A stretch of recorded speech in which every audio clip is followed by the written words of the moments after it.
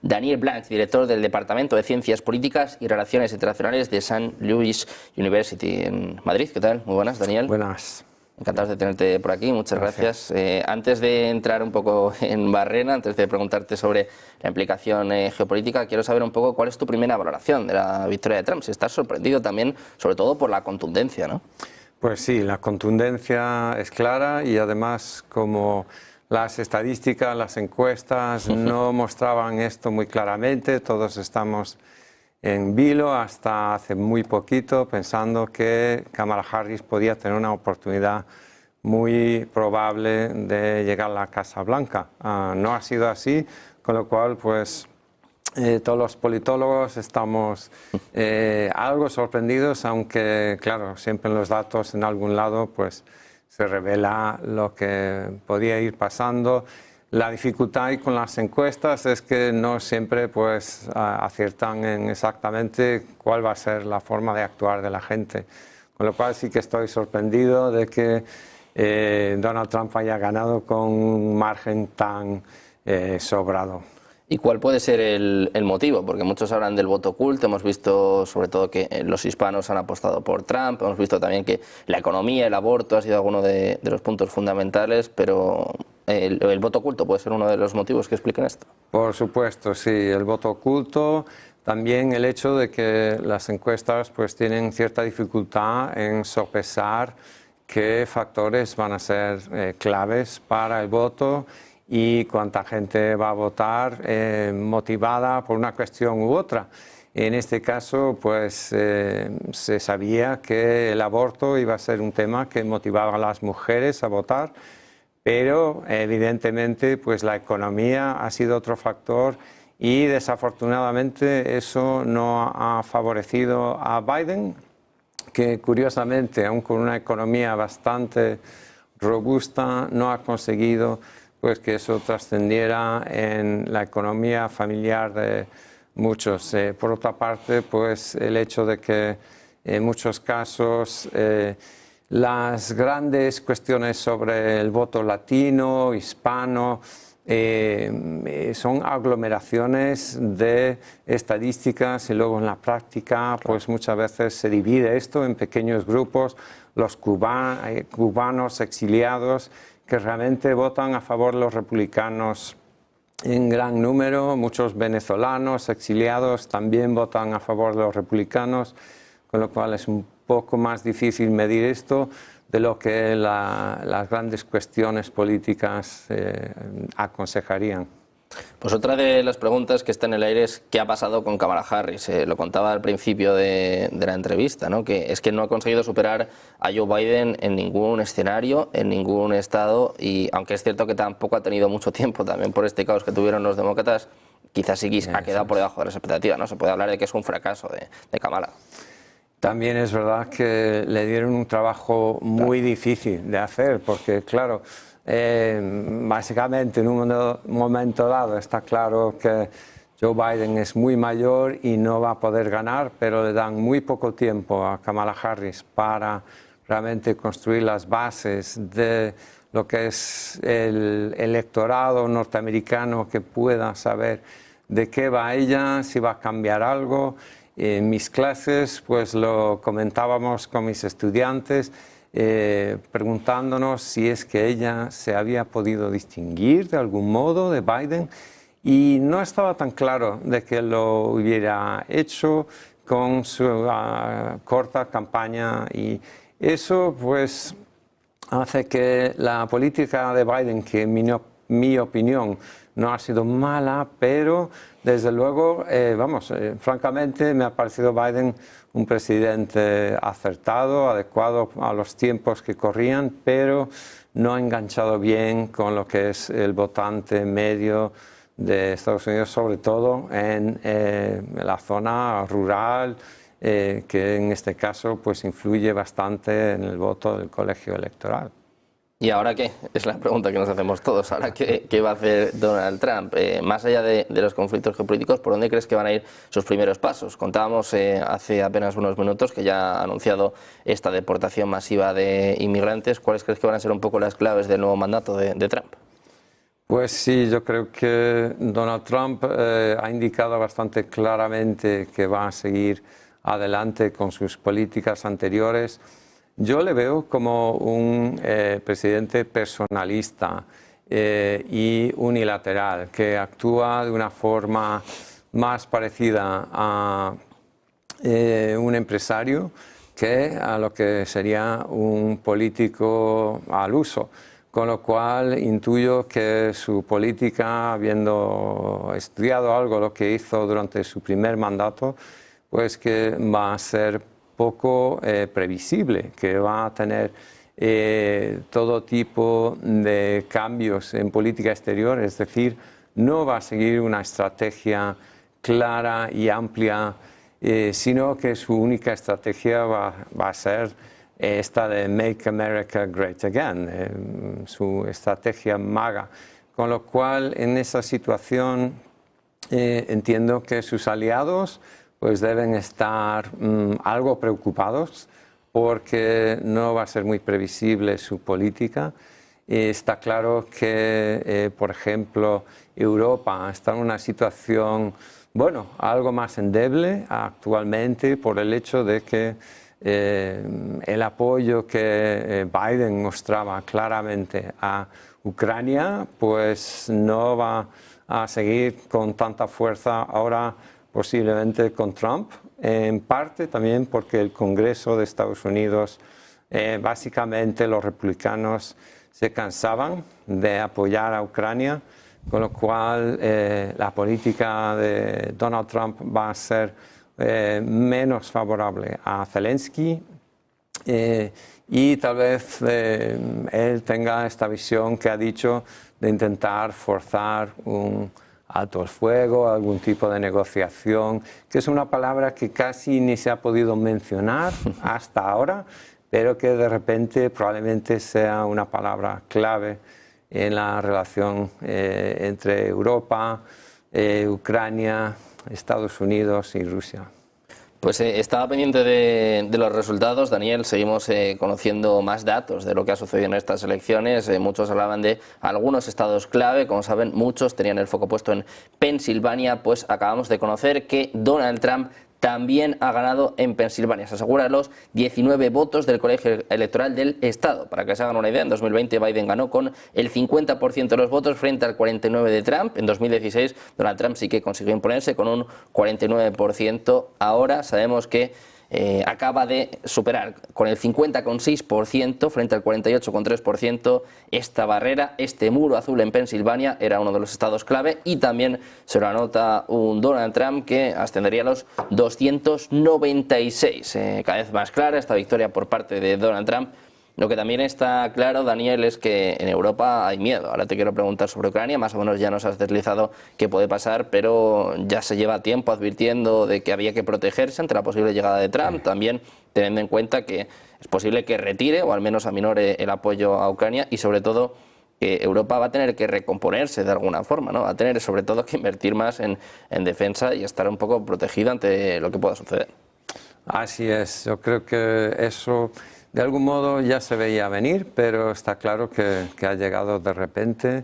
La OTAN va a tener que reforzarse desde una perspectiva europea. Mark Rutte, secretario general, va a tener un trabajo ahora bastante intenso para asegurarse de que Estados Unidos no pierda el contacto íntimo que ha tenido, el contacto fuerte que ha tenido con lo que es la defensa de Europa, y la posibilidad existe de que Estados Unidos pues, se deslice un poco en una dirección menos potente para lo que es la defensa de Ucrania. Ahora bien, creo que Europa pues, ha estado caminando en esa dirección ya de intentar reconstruir su propio flanco en cuanto a la protección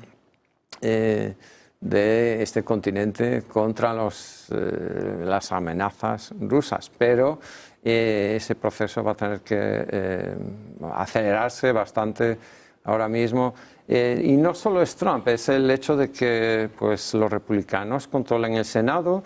Eso implica pues, que los fondos sobre todo vienen de la Cámara de Representantes, pero el Senado es la Cámara que gestiona la política exterior con más interés, y en este caso pues, un Senado republicano está claro que no va a mostrar el mismo apoyo a Europa que ha estado mostrando bajo los demócratas, que aunque por una mayoría mínima han estado ahí apoyando en el Senado a Europa.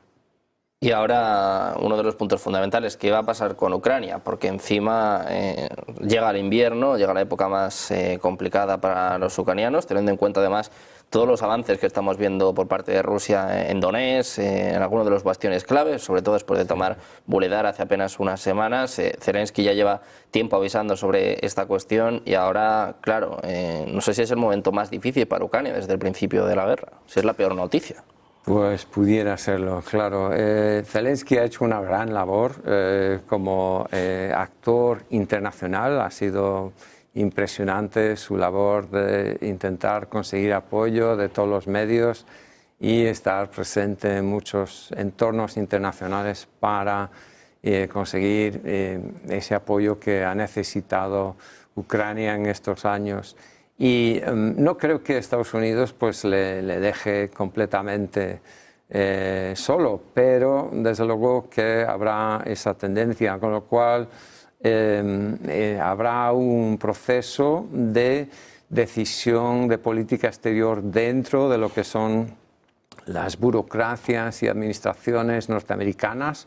Son unas burocracias grandes que no cambian de un día para otro en sus políticas, pero que si el jefe pues, les manda que vayan girando en otra dirección, hacia Asia, por ejemplo, hacia el Pacífico, pues es muy posible que estos funcionarios del Departamento de Estado van a tener que pues, cambiar el enfoque. De hecho, la gran labor que ha hecho Blinken Departamento de Estado mostrando esta actitud internacional constantemente durante estos años de Biden, pues yo lo voy a echar en falta, voy a echar de menos un actor así. Veremos a ver quién pone ahí Trump en su lugar, pero en mi opinión será difícil de llegar a su nivel de buen hacer que ha hecho estos años Blinken.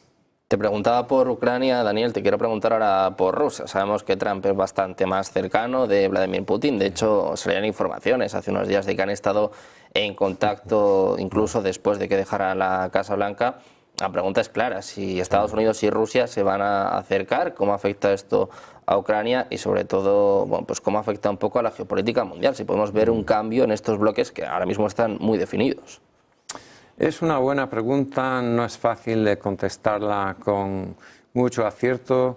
Diría que mi impresión es que Estados Unidos no se va a acercar mucho a Rusia porque Donald Trump es un hombre tan imprevisible que aunque va a estas reuniones internacionales intentando mostrar pues, su hombría, su capacidad negociadora, en la práctica es mucha boca, pero no tanto en hechos reales, con lo cual dudo de que consiga cambiar mucho la política actual hacia Rusia y tampoco le interesa mucho conseguir acuerdos con Rusia. No creo que haya una política exterior muy interesante para Estados Unidos de cara a Rusia. Es mi impresión, aunque veremos a ver, porque como digo, es tan imprevisible el hombre que es posible pues, que vuelva a intentar fortalecer algo las relaciones que tuvo en un momento dado, por lo menos de cara al público con Rusia, pero yo lo dudaría. Bueno, pues pendientes de Ucrania, te quiero preguntar también por el otro conflicto que copa la atención en estos momentos, por Oriente Medio. Sabemos que Trump es muy cercano también a Netanyahu. ¿Cómo puede afectar esto a los conflictos? Decían algunos analistas que incluso podría hacer que Netanyahu declarara el fin de la guerra en Gaza para dar la primera victoria diplomática a Donald Trump antes de que llegue a la Casa Blanca. ¿Crees que puede presionar en este sentido, que estamos más cerca de una tregua en Oriente Medio?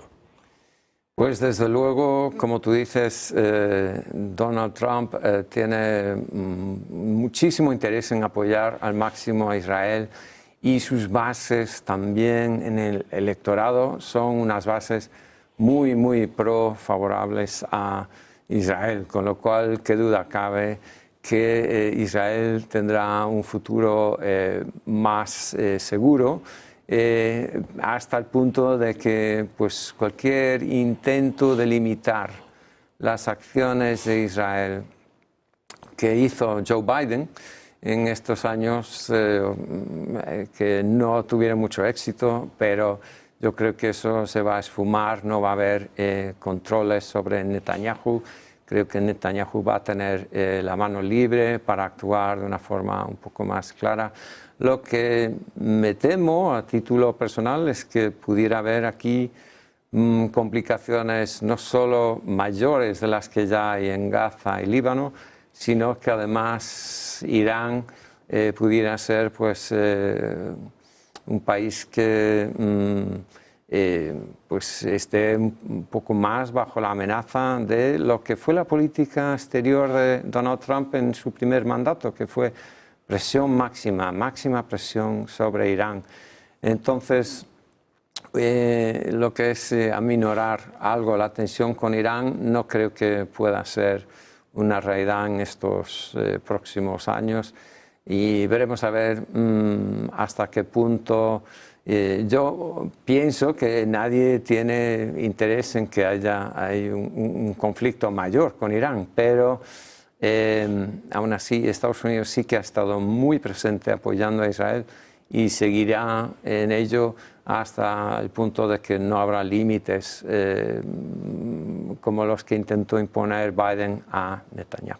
Claro, hablando de estos límites, Daniel, ayer, por ejemplo, Donald Trump, un poco antes de, o justo si no me equivoco, cuando iba a votar, decía: no queremos dañar a Irán, pero no podemos permitir que tenga armas nucleares. Igual ahí está la clave, ¿no? En medio de este intercambio de golpes, Biden ya le dijo: yo no quiero ataques a instalaciones nucleares, no quiero ataques a instalaciones petroleras. Puede ser un poco el siguiente paso en este conflicto, que Israel termine atacando las instalaciones nucleares, sobre todo para intentar prevenir que Irán no consiga estas armas.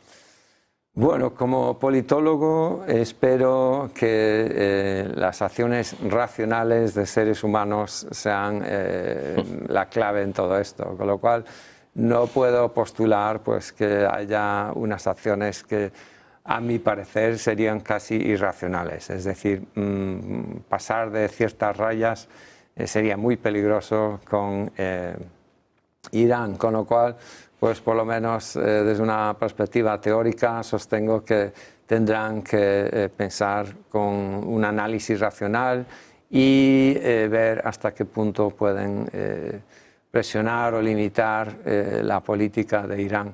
Ahora bien, creo que seguirán pues, limitando toda posibilidad de que Irán tenga un programa nuclear. Eso desde luego que no lo van a permitir, pero supongo que lo intentarán hacer de una forma más o menos cuerda, o por lo menos esa es mi confianza en el ser humano como individuo racional que tiene que hacer un análisis de estas cosas, ¿no? Pues antes de terminar, Daniel, voy con la última pregunta. ¿Qué va a pasar con los BRICS? Porque uno de los intereses de Trump sin duda es separar a China y a Rusia. A Donald Trump no le hace ninguna gracia que quieran atacar al dólar. ¿Por dónde crees que va a ir su política en este sentido? Pues los BRICS, y como vimos hace poco, pues apoyando por lo menos una presencia importante en Rusia en estos días pasados, con lo cual está claro que el peso del mundo, digamos, la gravedad va girando hacia el este y también hacia el sur en algún sentido, ¿no? El sur global que le llamamos. Entonces, en esa situación actual, pues creo que Donald Trump, junto con los republicanos, van a intentar por todos los medios evitar el crecimiento del poderío de los BRICS. China seguirá siendo un competidor, un rival para Estados Unidos en estos años lo que no está tan claro es cómo se gestionará pues, a los otros países de los BRICS y también en qué sentido Estados Unidos podrá o no tener una política que asegure las fronteras pues, de Corea del Sur, de Japón, de Taiwán, países que pues, han necesitado el apoyo militar, el paraguas de Estados Unidos. Y seguramente Donald Trump tendrá un momento de negociación con estos líderes y llegará a acuerdos para seguir apoyándoles de cara a evitar pues, una expansión de China tanto en el Pacífico, en Asia, como en el sur global. Aunque hasta qué punto tendrá éxito, pues veremos a ver quién pone en su política exterior, porque Biden tenía un equipo bastante fuerte, experimentado, hábil en política exterior. Veremos a ver si Donald Trump es capaz de hacer lo mismo. Soy algo escéptico de que tenga tanto éxito en política exterior, pero el tiempo dirá. Bueno, pues vamos a ver qué nos depara este nuevo mandato de Donald Trump, mirando a los BRICS.